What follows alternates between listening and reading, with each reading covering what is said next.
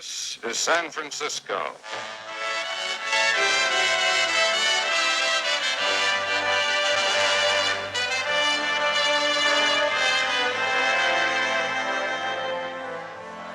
A spring day on the marina.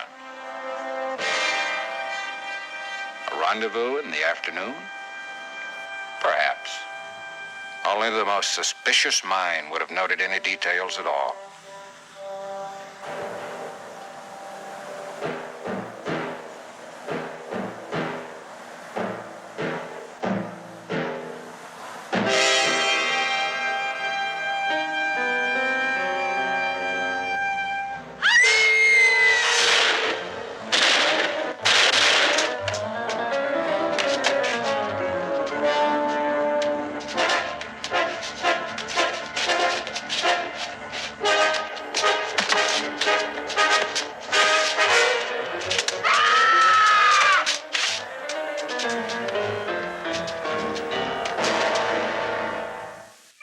The Golden Age of Television presents DeForest Kelley starring in 333 Montgomery with Joanna Barnes after these messages.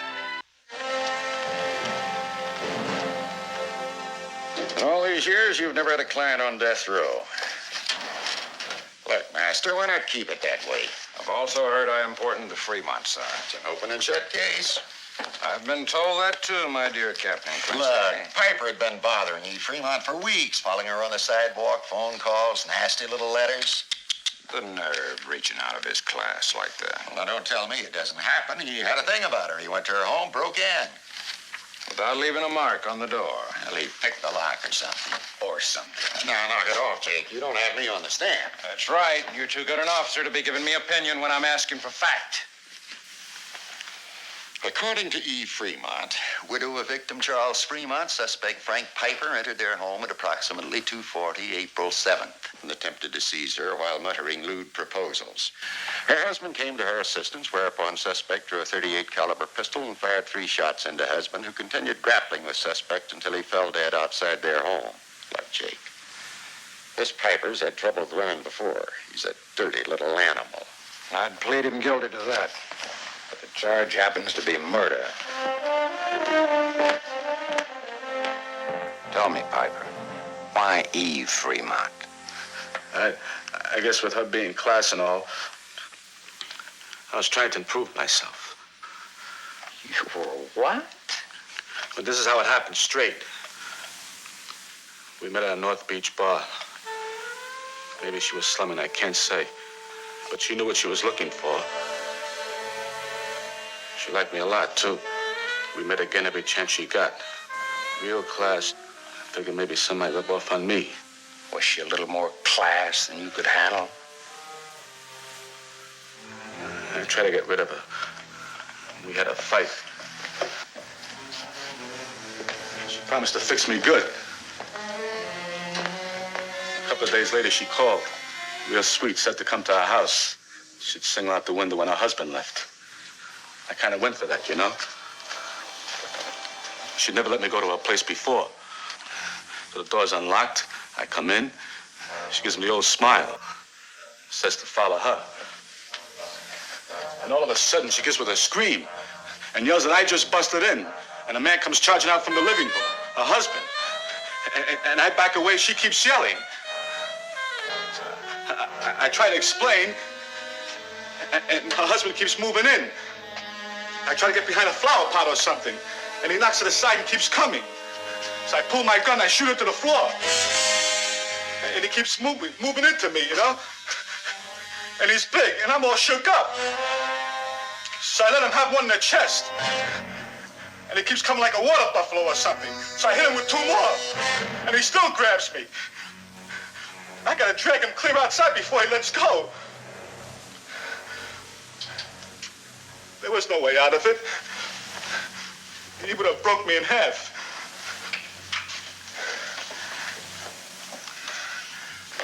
Four shots in all. The first into the floor. You're sure of that now? You fired 1 shot in the floor. If I cop out, I could maybe get life, huh? You can't deal, Piper. They want your hide. So, take the case. What? Murder is the unlawful killing of a human being with malice aforethought. You tried to warn him off, then fired in the heat of quarrel without malice. Properly defined as manslaughter. That's the crime, that's all you're guilty of. Have I got any chance? I'll have to build an entire case on one bullet. Your life, Piper, is resting on that warning shot you fired into the floor. Now let's start all over again. Where did you first meet Eve Fremont? It was a place called Chappie's, North Beach joint. She came in dressed to kill. Everybody turned to look. I sat down and I ordered some fruit juice. After a while, I noticed this Piper person sort of leering at me. Then I started receiving notes, the same kind of proposals.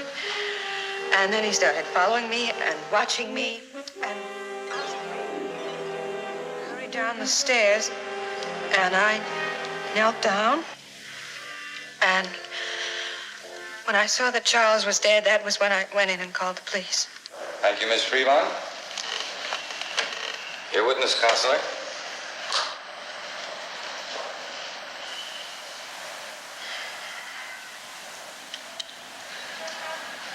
Mrs. Fremont, would it confuse you if I started at the end of your story and then worked backwards? No, not at all. I thought not. Now then, Mrs. Fremont, in your original statement to the police, the People's Exhibit A, you stated there were 4 shots fired by the defendant. And you're on the witness stand, you're testifying to 3 shots. Which is the truth? Well, I may have been a little confused that first day. Which is the truth? There were 3 shots. You're certain of that? Absolutely. As certain of that as every other detail of your testimony? Yes. Defendant pulled a gun, aimed directly at the victim. Bang, bang, bang, just like that. Just like that. And you're determined he died for that act?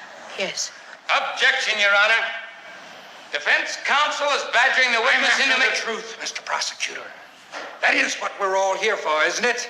Prosecution is willing to provide expert testimony to the number of shots fired. When? Now. If you wish. Then I'll temporarily release this witness, Counselor. Fine. Step down, Mrs. Fremont.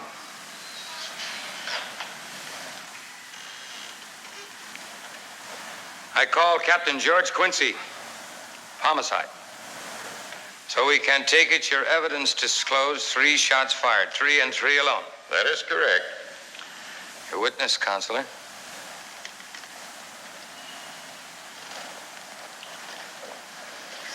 Frankly, I'm a little confused, Captain Quincy. Your complete testimony has concerned the number of shots fired into the victim's body. What about bullet holes in the room? You're referring to Piper's statement that he fired a warning shot?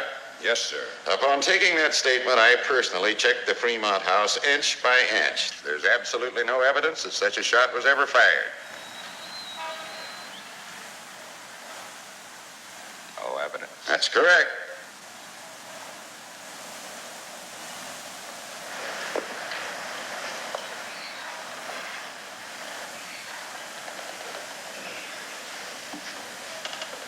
Let me state categorically that I have the greatest respect for Captain Quincy here. Both his professional ability and integrity. Which can only mean that my client is lying.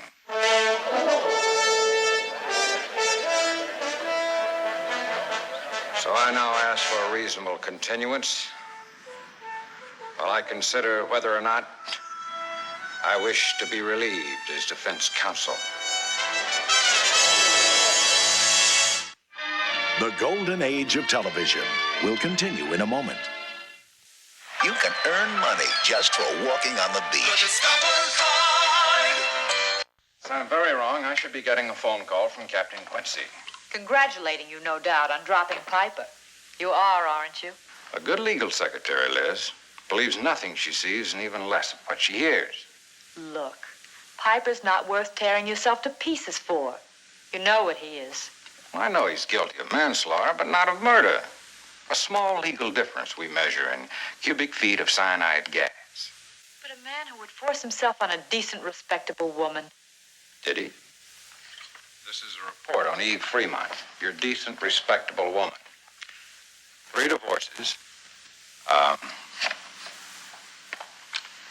Fired from the Bay Club because of offbeat behavior in the swimming pool. And that little gambit in the mountain cabin there, now that's on second thought, that might be just a little gamey for such tender years. What kind of woman would do things like that? Kind of gets picked up in a North Beach joint. Who tries to use her own husband to get rid of her lover when she tires of the affair. And the kind who would see Piper die rather than to admit the sordid truth. You ought to take that report into court. And enter it on the grounds of what? Eve Fremont's not on trial. But you've got to do something. You stood up in court and practically convicted Piper. Called him a liar. And focus the juror's attention on his only possible defense, that missing bullet. Now, if I can find it and have it in... Breton. Oh, hello, Quincy. Don't mention it. It's a pleasure for me to tell the court just how much I do respect you, my dear Captain. But now I'd like to have you do something for me. Oh, I'd like to get into the Fremont home to... I know, Quincy, I know the place is sealed off, but you can take me in.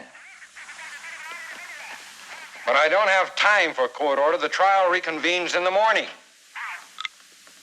Quincy!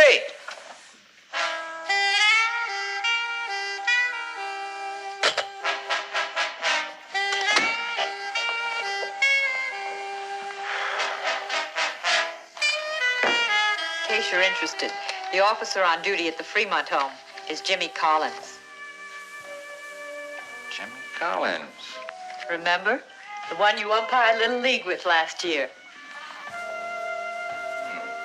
My dear Liz, do you think after being turned down by the captain that I would even be seen near the Fremont home? Be careful, you're not. Jake, please, now, this place is sealed off. I've got orders. If you think I'd plan to destroy evidence in here, throw me out. Oh, come on now. You know I'm not saying you'd do something like that. Well, then help me find the truth. Okay? Yeah. Fremont must have charged out of the living room here when he heard his wife scream. I'd guess Piper was standing about here when he first fired. You can see Fremont's bloodstains all over the floor. Yeah. Well, now, Piper said that he backed away first, and he got behind this flower pot. Yeah? Knocked off during the fight. You can see where it hit the baseboard here. Jake, there's absolutely no bullet holes in here. You're gonna waste a lot of your time. Yeah, well, we'll see. We'll see, okay?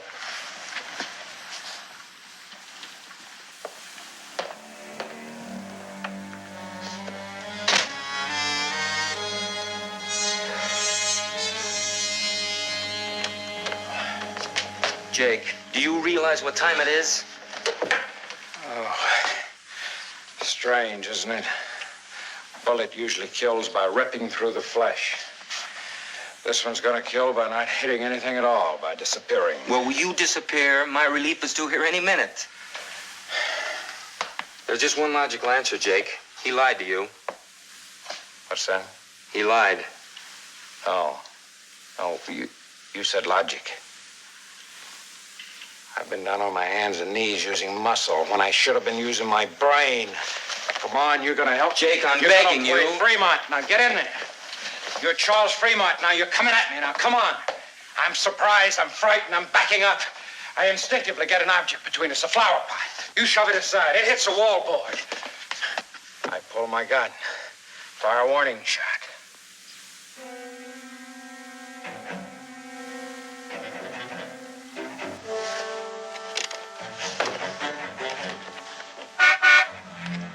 Jake, will you please? There's my relief. Jake, come on, get out of here. You're gonna get me in a jam.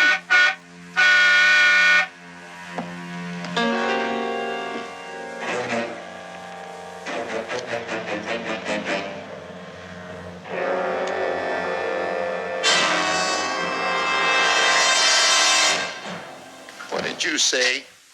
I said I think I was wrong about you. I think you found that. Oh, thank you. I think you found that bullet hole in the floor, sitting in the rug, isn't it?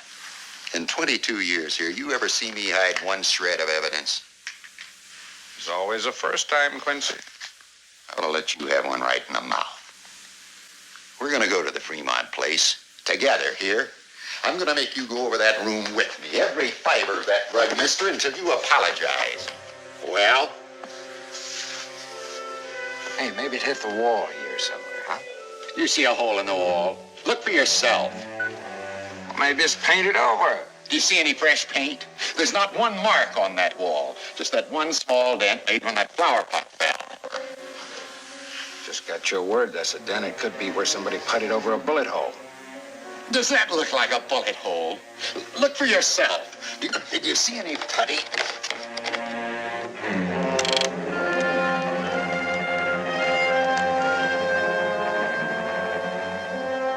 Piper's there. Got a knife.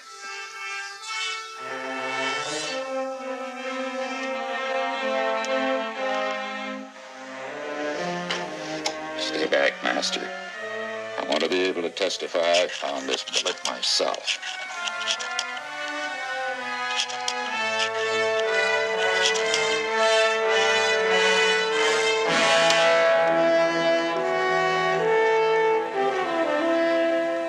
It's lucky for you I sealed off this scene, put a policeman outside. If you had ever wandered in here alone and found this slug, that jury would never believe in 1,000 years you hadn't planted it. This is the bullet fired by the defendant's gun. You heard Captain Quincy testify to that. Now, is there any doubt that this shot was fired as he backed away, surprised and panic? Ladies and gentlemen of the jury, a man intent upon murder doesn't fire a warning shot. Now, what was Frank Piper's real intention there in the Fremont home? Did he enter by force or by invitation? We've heard two stories, two versions of the relationship between a man and a woman. Eve Fremont tells us that she was being bothered, being followed, suggestive phone calls, letters. But did she go to the police? She tells us she didn't.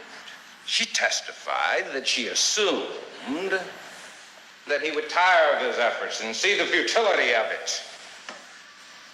And the prosecutor, in his arguments, assures us that a woman of her position, her cool and assured beauty, would not consort with men of the streets.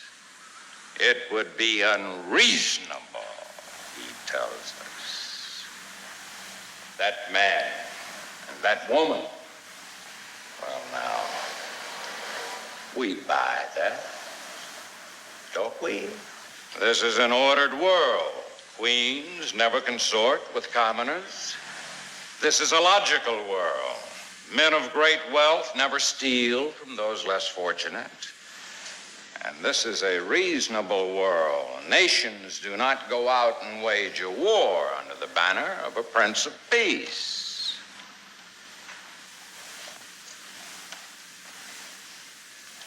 Or do they? Or is this a most unreasonable world? Isn't it a fact that we live in a strange, disordered society which prohibits the taking of a human life on one hand and then compounds that evil by taking the killer's life in an even more deliberate, cold, and cruel manner? Isn't it a fact that you just heard from the lips of a police expert how by unreasonable coincidence a falling flower pot happened to open a crack in a baseboard? And how a warning bullet fired without aim happened to pass through that crack without touching either side. And then, during the struggle, by unreasonable coincidence, that crack was kicked closed. And now, You are being asked to find on a case to determine whether or not Frank Piper went there with malice in his heart, intending to kill, beyond a reasonable doubt. What is reasonable? What is unreasonable? Did a man die because of an angry finger on a trigger, or did he die because of a beckoning finger in a window? Tell us by your verdict. Has the jury reached a verdict? We have, Your Honor. Please hand your verdict to the clerk.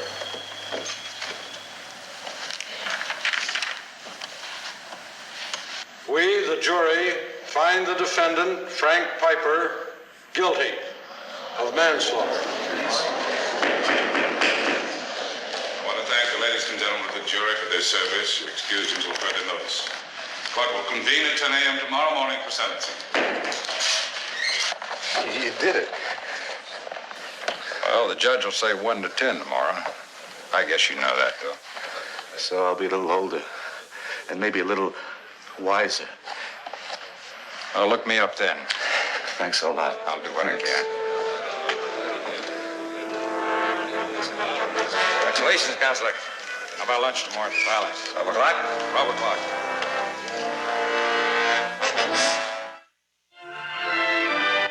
Next, check into Amanda's for a hilarious half hour of comedy with Emmy winner B. Arthur. Next.